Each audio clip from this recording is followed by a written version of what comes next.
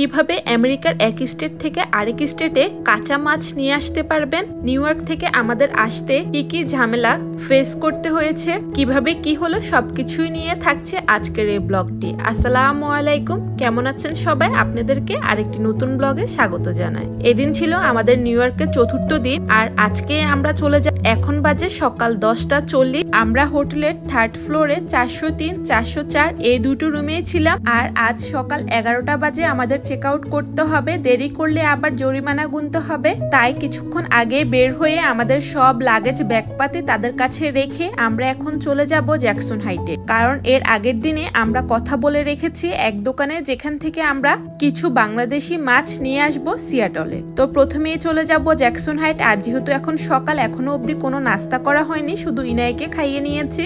এখন আমরা জ্যাকসন হাইটে গিয়ে প্রথমে সানাই রেস্টুরেন্ট থেকে ব্রেকফাস্ট করে নিব।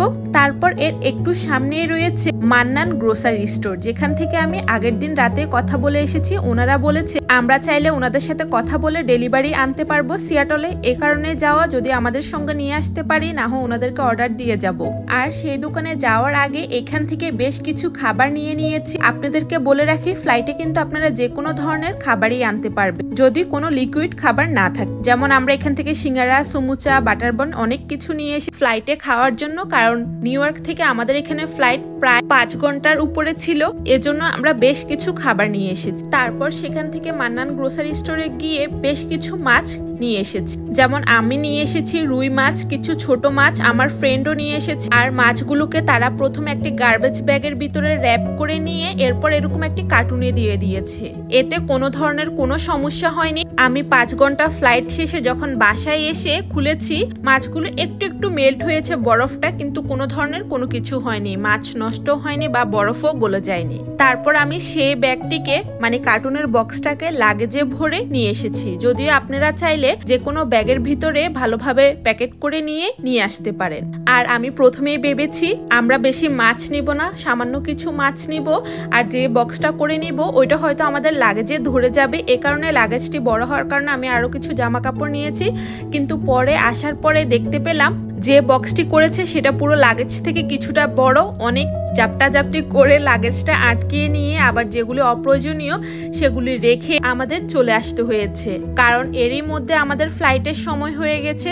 ঠিক সময় না যেতে পারলে পরে আবার ফ্লাইট মিস করে বসবো। আর নিউ ইয়র্কের এয়ারপোর্টটা অনেক বেশি বড়, যেটা আপনার মানে হেঁটে যেতে অনেকক্ষণ সময় লাগবে। আর আমাদের ফ্লাইট ছিল আগের দিন। কারণ আপনারা যারা আমার প্রত্যেক দিনের ভিডিও দেখেন তারা হয়তো বলতে পারবে আমাদের ফ্লাইট ডিলে হওয়ার কারণে আমরা পরের দিন সকালবেলা গিয়েছিলাম। এ কারণে ওরা আমাদের ফ্লাইটটি চেঞ্জ করে আরেক দিন বাড়িয়ে দেয়। পরে যখন আমরা এয়ারপোর্টে এসে আমাদের পাসপোর্ট দিয়ে চেকিং করার জন্য, তখন ওনারা জানায় আমাদের ফ্লাইট আগের দিন ছিল, আজকে কোনো কিছু শো করছে না আমাদের যে ফ্লাইট আছে। আমরা তো টেনশনে পড়ে গেলাম। আর এমনিতেও হাতে বেশি সময় নেই, কারণ আমরা খুব কাছাকাছি সময়ে এয়ারপোর্টে গিয়েছিলাম। ওই যে মাছগুলো প্যাকেট করতে করতে ওইখানে অনেক সময় চলে গেছে। তো ওনারা আমাদেরকে বলল, যেহেতু আমরা ডেল্টা এয়ারলাইনে করে গিয়েছি, ওনাদের সাথে কথা বলতে। তাড়াতাড়ি করে ওনারা আমাদের স্পেস করে দিয়েছে। আর ওই দিন এত বেশি মানুষজন ছিল এয়ারপোর্টে বলার বাহিরে।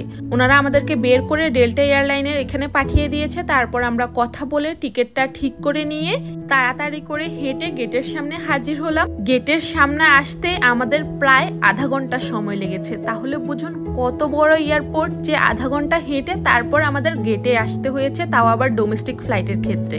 পরে আমরা গেটের সামনে আসার পরে দেখলাম আধা ঘন্টা পর তাদের গেট খোলা হয়েছে। ভাগ্যিস ভালো আমরা একটু আগে আগে চলে এসেছি, এত তাড়াহুড়া করে এসেছি।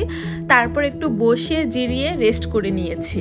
নিউ ইয়র্ক থেকে আসার সময় আমাদের সিয়াটলে ফ্লাইট ছিল ডিরেক্ট ফ্লাইট, মানে আমরা তো ডিরেক্ট ফ্লাইট কেটেছি, কিন্তু ফ্লাইটটি ডিলে হওয়ার কারণে যাওয়ার সময় আমাদের ভেঙে ভেঙে যেতে হয়েছে, যেটা অনেক সময় লেগেছে। কিন্তু এখন আর সেই সময়টা লাগবে না। আর নিউ ইয়র্কে যাওয়ার সময় আমাদেরকে যেমন খাবার দিয়েছে, আসার সময় ঠিক ডেল্টা এয়ারলাইনে আমাদেরকে দিয়েছিল কিছু চিপস, কুকি, এগুলি ছিল জাস্ট স্ন্যাক্স ছিল, কোনো ধরনের হেভি মিল ছিল না 5 ঘন্টা জার্নি হওয়ার পরেও। আর আমাদের যেহেতু যাওয়ার সময় এক্সপিরিয়েন্স ছিল যে তারা কোনো ধরনের খাবার দিবে না, তাই নিউ ইয়র্ক থেকে আসার সময় কিন্তু আমরা অনেকগুলো খাবার নিয়ে এসেছি। সেটা হয়তো আপনারা আগেই দেখতে পেয়েছেন। সেই খাবারগুলো আমরা প্লেনে বসে বসে খেয়েছি। যারা প্রথম আমেরিকায় কোনো ডোমেস্টিক ফ্লাইটে করে কোথাও যাবেন তাদের জন্য বলে রাখছি, আমার মনে হয় ডোমেস্টিক ফ্লাইটে তারা কোনো ধরনের হেভি মিল দেয় না। তাই আপনারা চাইলে আপনাদের পছন্দ অনুযায়ী খাবার নিয়ে যেতে পারবেন। শুধুমাত্র লিকুইড কোনো কিছু ছাড়া। আমরা তো বেশ অনেকগুলো খাবার নিয়ে এসেছি আর ফ্লাইটে আসার সময় আমাদের খুবই ভালো হয়েছে, কারণ খাবারও ছিল আর ফ্লাইট মাত্র 5 ঘন্টার ছিল। সব মিলিয়ে আমাদের আসার সময় ভালোই কেটেছে আলহামদুলিল্লাহ।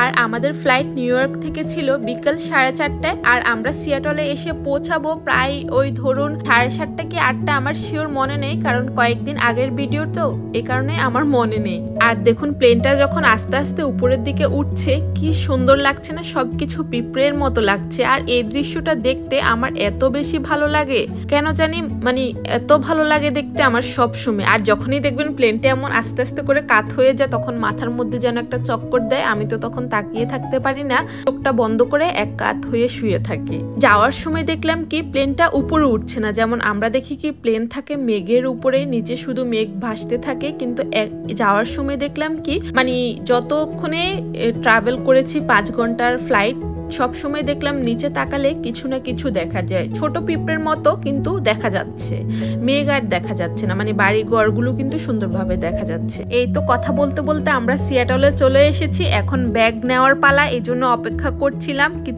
কিছুক্ষণের মধ্যে আমাদের সবগুলো ব্যাগ চলে এসেছে। তারপর সেখান থেকে কিছুক্ষণ হেঁটে মেট্রো ছিল, সেই মেট্রোতে করেই আমরা বাসায় চলে যাব, কারণ এখান থেকে যদি এখন উবার কল করি, প্রথমে চেয়েছিলাম উবারে করে যাব, কিন্তু দেখাচ্ছিল $110, যেটা অনেক বেশি। রেগুলার সময়ে হয়তো আপনার সর্বোচ্চ $70 হতো, কিন্তু এখন যেহেতু একটু মানে বিকেল সময়, এ সময়ে ট্রাফিক বেশি থাকে আর এই কারণে উবারেও দাম বেশি। তাই যেহেতু মেট্রো আছে আর আমাদের সবার কাছে কার্ড আছে, কোনো ধরনের টাকা লাগবে না, তাই মেট্রো করে বাসায় চলে আসলাম। বাসায় এসে আর কোনো ধরনের ভিডিও করিনি, আর বুঝতেই তো পারছেন এত বেশি ক্লান্ত ছিলাম। আর বাসায় এসে প্রথমে ভাত বসিয়ে দিয়েছি, তারপর যে মাছগুলো নিয়ে এসেছি, প্রথমবার তো আমরা নিয়ে এসেছি, ভয়ে ভয়ে ছিলাম যে কোনো পানি বা বরফ গলে গেছে কিনা, পরে দেখলাম কোনো বরফ গলেনি।